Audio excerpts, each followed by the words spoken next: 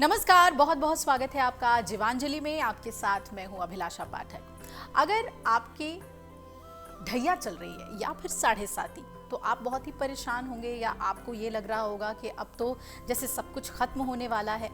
लेकिन क्या आप जानते हैं कि शनि की साढ़े साती और ढैया आपको जीवन में कुछ सीख देने के लिए आते हैं, कर्म करने के लिए आते हैं। तो आइए कुछ ऐसी ही सकारात्मक बातें जानते हैं और क्या ख्याल रखना चाहिए हमें जब हम इस दौर से गुजरते हैं, जब हमारी कुंडली में साढ़े साती आती है या ढैया आती है।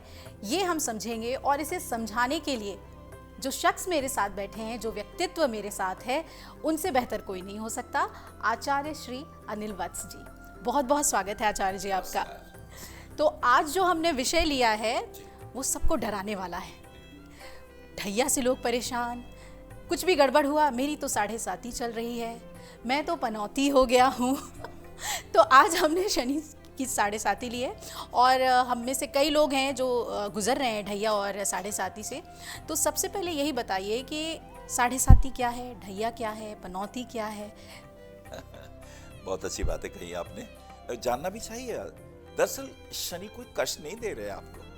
अगर आप ध्यान से देखेंगे तो वैज्ञानिक दृष्टिकोण से समझे, सनातन विज्ञान का धर्म है। सनातन विज्ञान में जो विशिष्ट ज्ञान है, जिसे अध्यात्म भी कहते हैं, उसका धर्म है। तो शनि क्या है?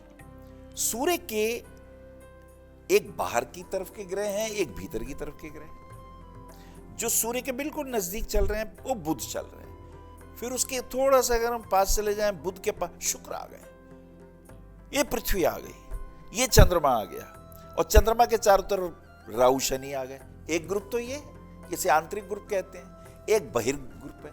सूर्य के बाहर के ग्रुप की तरफ पहले मंगल है, थोड़ा सा और आगे जाएं तो गुरु है, जुपिटर है। जुपिटर से बाहर जाए आखिरी पादान पर शनिदेव। समझ में आ गया शनिदेव क्या है? भूगोलीय चित्र समझ में आ गया। तो सूर्य से बहुत दूर है। जो ग्रह सूर्य के नजदीक है उसकी स्पीड तेज। सूर्य ऊर्जा का कारक है, गुरुत्वाकर्षण बहुत है, खींचेगा बहुत। तो बुध बिल्कुल पास है, तेजी से घूम रहे हैं महाराज, समझे आप? और सूर्य से दूर मंगल, मंगल से दूर गुरु, गुरु से दूर शनि। तो वो जो सातवीं पादान पर शनिदेव हैं, उनको सूर्य की परिक्रमा करने में 30 वर्ष, 29 वर्ष, लगभग 11 महीने, लगभग कुछ और 30-35 दिन, लगभग हम मोटा मोटा 30 मान लेते हैं, आप ऐसा लेके चले। तो 30 ईयर को सूर्य को एक मेष राशि से परिक्रमा शुरू करें तो वापस मेष पे आने पे 30 साल लगते हैं। तो कुल 12 राशियां होती हैं और 12 राशियों में 30 साल को डिवाइड करें तो 2.5, 2.5। तो एक राशि में शनिदेव 2.5 साल रुकते हैं। इसको तो ढैया कहते हैं। जब आ गए तो ढैया, ये भैया ढैया हो गई जी। अब ये अच्छी है या बुरी, ये डिपेंड करेगा राशि कौन सी है। कुछ राशियां शनि की मित्र हैं तो उनके लिए अच्छा हो गया। कुछ राशियां शनि की मित्र नहीं है, उनके लिए कष्ट हो गए। कुछ राशियां तो शनि की ही हैं, उनके लिए तो मस्ती ही मस्ती है। अब जैसे मकर और कुंभ शनि की अपनी राशियां, तो इनमें जब शनिदेव आएंगे उन्हें कोई टेंशन नहीं है, वो पिया अपने घर आ गए ना, तो अच्छी बात है। और मित्रों के घर में गए। अब वृषभ राशि, अब तुला राशि, शनि की मूल त्रिकोण राशि कुंभ राशि। अब तुला राशि में शनिदेव उच्च के हैं तो उनके लिए तो बहुत बढ़िया हो गया। और शुक्र की दूसरी राशि वृषभ है, उनके लिए भी बहुत अच्छा हो गया। आनंद ही आनंद है। वृषभ और तुला राशि के लिए राजयोग। शनि की साढ़े साती यानी ढैया जब इन राशियों में आएगी, मंत्री पद मिलेगा, उच्च पद मिलेगा, सम्मान मिलेगा, यश मिलेगा, कीर्ति मिलेगी और पुरस्कार मिलेंगे। अर्जुन अवार्ड मिल गया, मरणोपरांत ये अवार्ड मिल गया, दादा साहब फाल्के पुरस्कार फिल्म के जगत में मिल गया। तो शनिदेव उन्हें ये दे रहे हैं, मतलब अवार्ड, रिवॉर्ड, सब कुछ शनि ने देना। भाई न्याय के देवता हैं। 14 भवनों के न्याय मिनिस्टर हैं शनिदेव। जिस तरह 14 भवनों के फाइनेंस मिनिस्टर कुबेर हैं, जी जी, ऐसे न्याय के देव शनिदेव इन 14 भवनों के न्याय मिनिस्टर हैं। न्याय करते हैं और सटीक करते हैं, पिता को भी नहीं छोड़ते। अगर गलती करी तो दंड उन्हें भी देते हैं। यानी तो भयभीत डरना होने गलत की नहीं जरूरत है, लेकिन डरना गलत नहीं है क्योंकि न्यायाधीश हैं वो।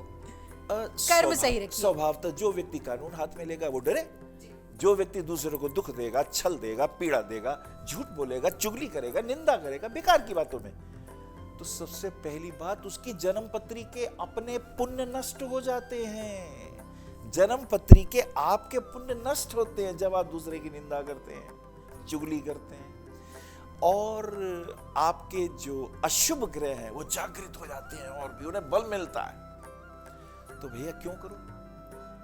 अब ये शनि में एक और खूबी है, ये जिस राशि में होंगे, जैसे इस वक्त शनिदेव कौन सी राशि में है? कुंभ राशि में है। तो ये भाई साहब पिछली वाली राशि में, मकर राशि में भी 2.5 साल का प्रभाव देंगे, कुंभ में भी देंगे, और कुंभ से अगली मीन है तो मीन को भी देंगे। तो 2.5, 2.5, 5 और 2.5, 7.5, ये 7.5 होगी। So simple.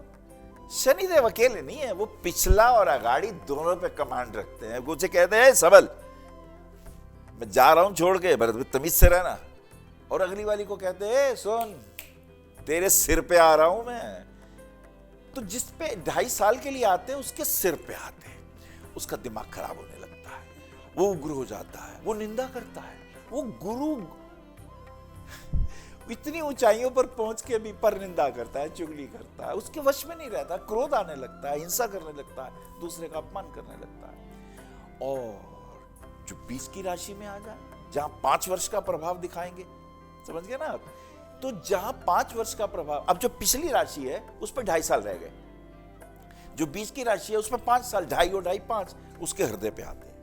अब यदि तुम धूर्त हो, निंदा करते हो, चोरी करते हो, ध्यान नहीं रखते हो, तो हृदय, हार्ट अटैक, तो कैंसर, तो रोग, तो अपस्मार्ग रोग, मूर्छा के रोग, अचानक जड़ हो गया, अचानक फालिज आ गया, अचानक साइटिका के पेन शुरू हो गए। जब शनि, जी मैं भी, इनके साइंटिफिक वर्जन अलग है। और जब शनि आखिरी राशि पे होते हैं, चरणों वाली राशि पे होते हैं, तो पैरों में दर्द आता है, तो पैरों के एक्सीडेंट होते हैं, तो साइटिका का पेन होता है, तो नसों की प्रॉब्लम होती है। वो कहते हैं भैया देख के चलो, तो लोग गिरते हैं, बाथरूम गए, धड़ाम से गिरे और पता कूले की हड्डी गई। So simple. शनि के 2.5 के प्रभाव 7.5 और एक राशि में ढैया का प्रभाव। तो ये राशि एक कैसे देखते हैं, ढैया किसे कहते हैं? अब शनि जिस राशि में है चंद्रमा से, जब शनि चतुर्थ होंगे या शनि अष्टम में होंगे, उसे ढैया कहते हैं। तो भैया कर्क राशि और वृश्चिक राशि में ढैया चल रहा है। एक बात, इनको क्या सावधानी बरतनी चाहिए? अब समझ लो, इन राशियों पे ढैया का अर्थ ये है, पहला वाला ढैया सिर पे चल रहा है, गालियां देंगे, बीवी से नफरत करेंगे, जरा सी बात पे लड़ेंगे, रात को दोस्तों पे पार्टियां करेंगे, गाड़ी चलाएंगे धड़ाधड़, और कोई बात हो नहीं, और क्रोध सिर पे होगा, अभिमान सर पे होगा। गुस्से के कारण माता पिता का अपमान करेंगे, बड़ों की बात नहीं मानेंगे, बॉस से लड़ते फिरेंगे, इनके ट्रांसफर होने लगेंगे, इनको नौकरी से निकाल दिया जाएगा।